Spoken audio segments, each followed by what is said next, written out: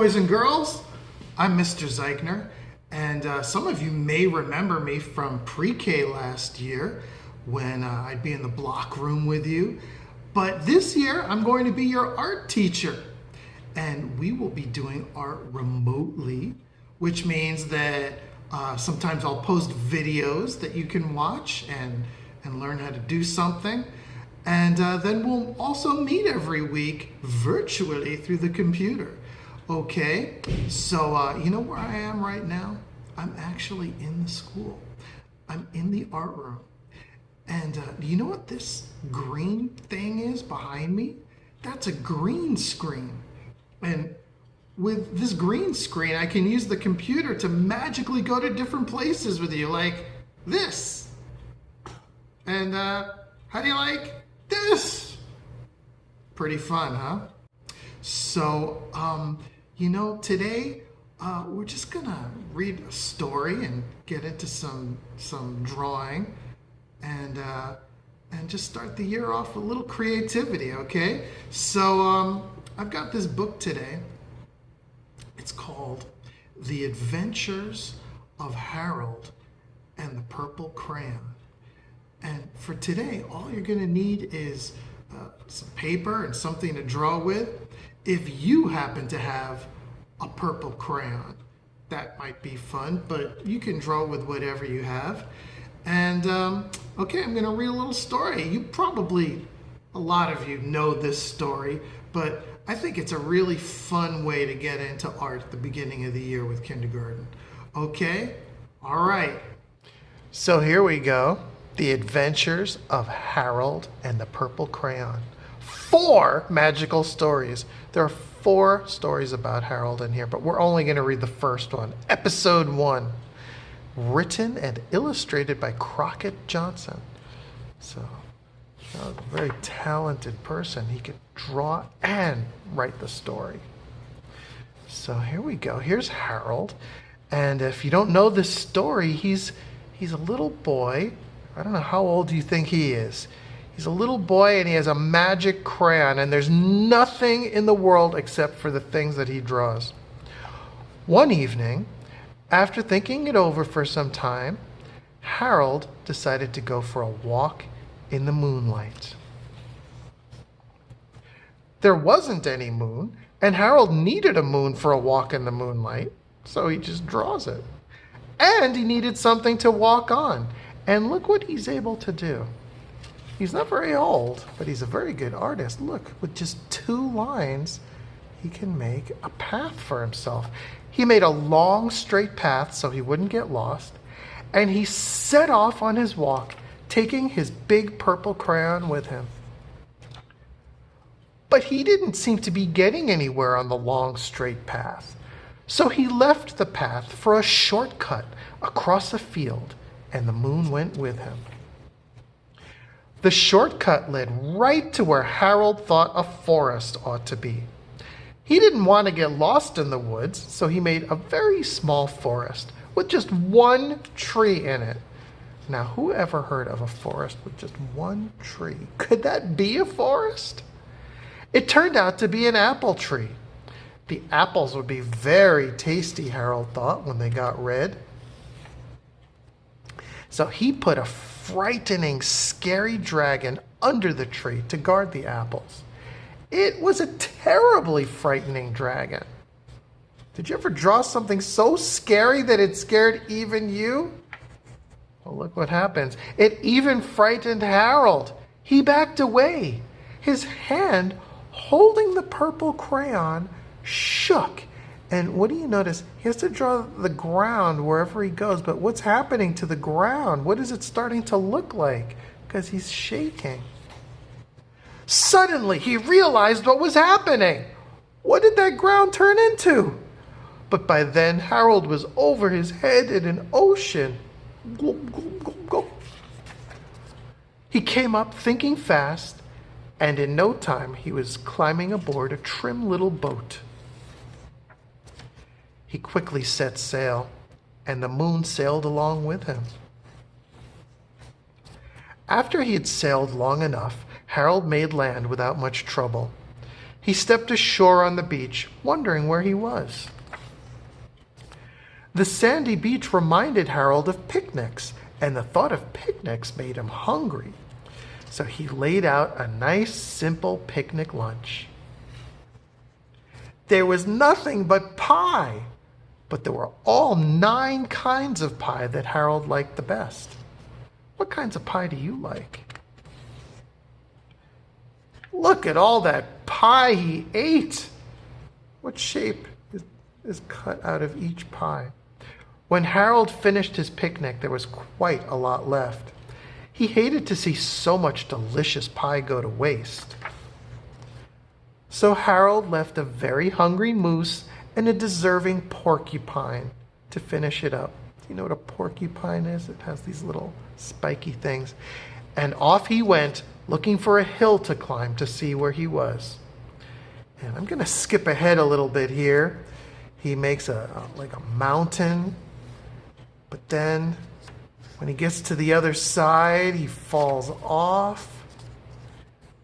And he's flying through this white space. But what does he do? He makes a circle. And the circle is it's a balloon. He flies around in this balloon. And then he just makes himself a house and some ground. But he's still looking for his house. None of the windows was his window. And look what he does next. This is the part I really love that we're going to talk about. He made some windows. He made a big building full of windows. And then look what he does. He makes a whole city full of windows. And what shape does he have to draw to make these buildings and windows? He just draws the same kind of shape over and over again. What do we call that shape? That's a rectangle, right? And inside the rectangle, there are more little rectangles. Some of them are squares. But none of the windows was his window. He just keeps making more and more, trying to find his home. He couldn't think where it might be. He decided to ask a policeman. The policeman pointed the way Harold was going anyway, but Harold thanked him. And he walked along with the moon, wishing he was in his room and in bed.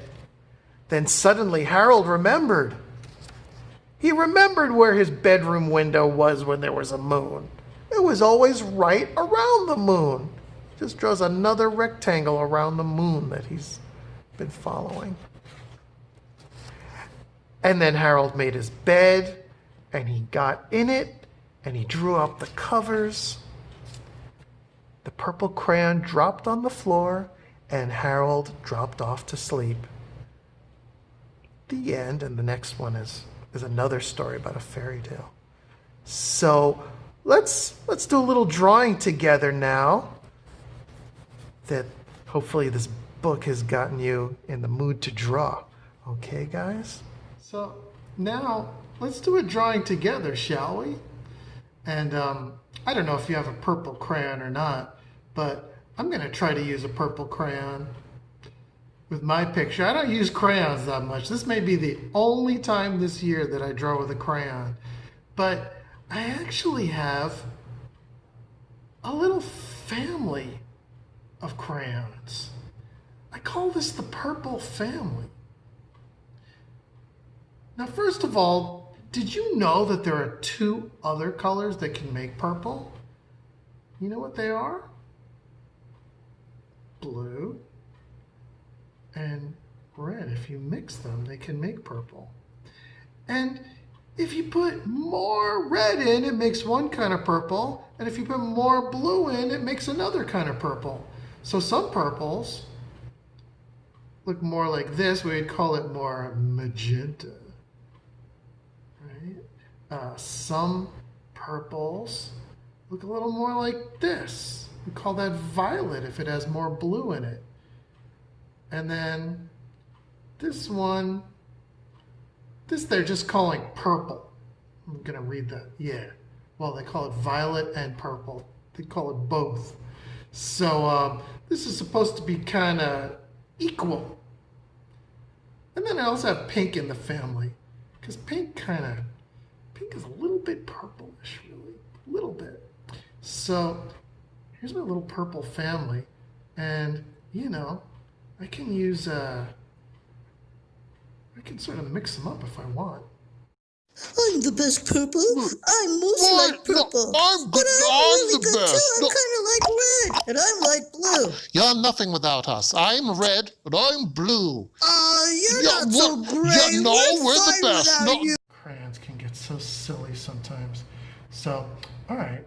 Well, you know what part of that book I really liked a lot? I really love the part where he makes a whole city, because he can do it with just one kind of shape, really. Rectangles. Do you guys know how to draw a rectangle? You got to be able to go across or up and down, across and up, right? Practice with your finger. So go up, and across, and down, cross, up, cross, down, right? And that's all you really need. So first I'm going to draw the ground. Here's the ground. Okay, what kind of purple do I have? I've got, this is violet. It's a little more bluish purple. Okay. My ground's a little rocky. And I go up and across and down. I think I'll do another one. Up, across, down. I'll make this one, I made this one smaller. I'll make this one really tall.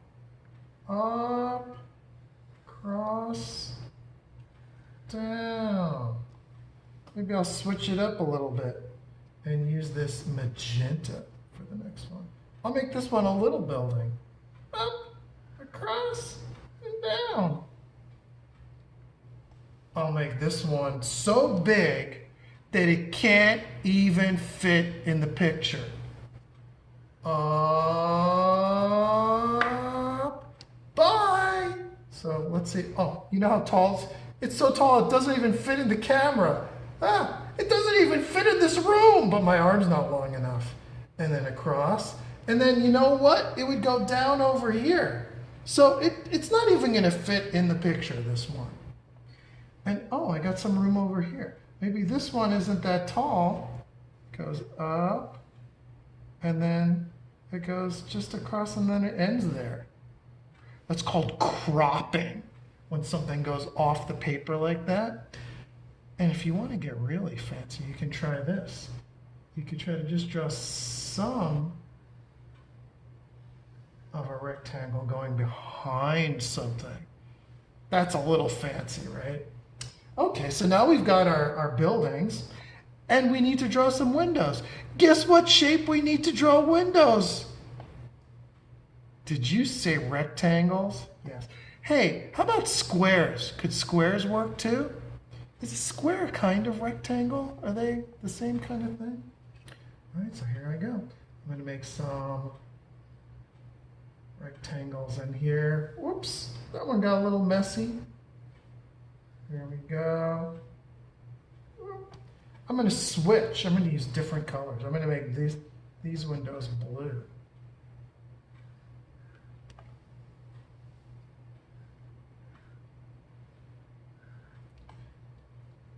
Do all windows have to be the same size? Maybe there's one big giant window in the middle. How about the door? What kind of shape do we need for the door?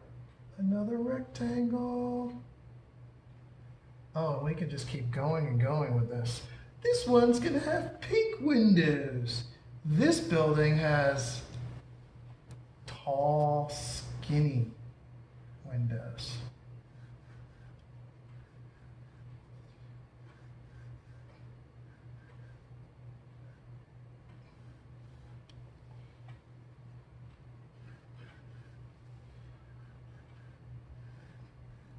Okay, and you can just keep going with all your windows and familiar things. I'm going to do something a little different for this door. Some doors have what is called an arch shape. So it goes up and then at the top it comes around and down. I'll just do one shape. It's kind of like a rectangle, but it's round at the top.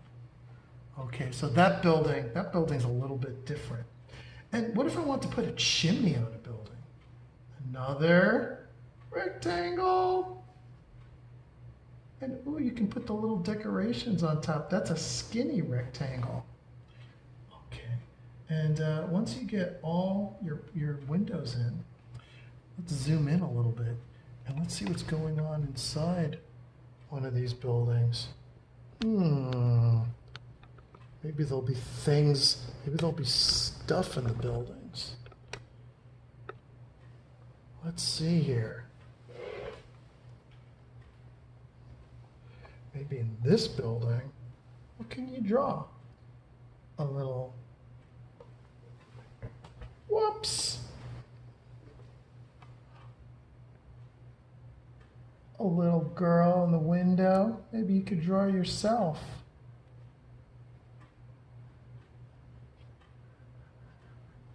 She's looking out the window. Maybe in this window there's a cat. Let me switch to another purple. That was red, by the way. Here's a cat sitting in the window. I can make a cat with ovals and triangles. Let's see. What could I put over here? Maybe there's a flower in this window. Pink flower.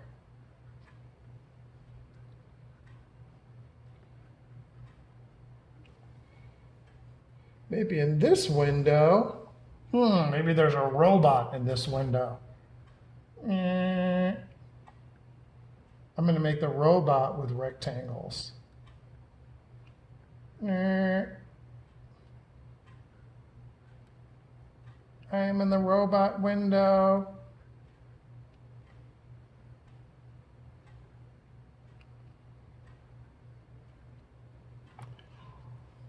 He's got little claws for hands.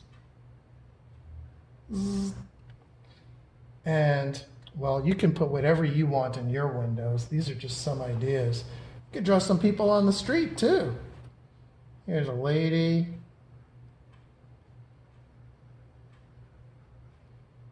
She's walking down the street.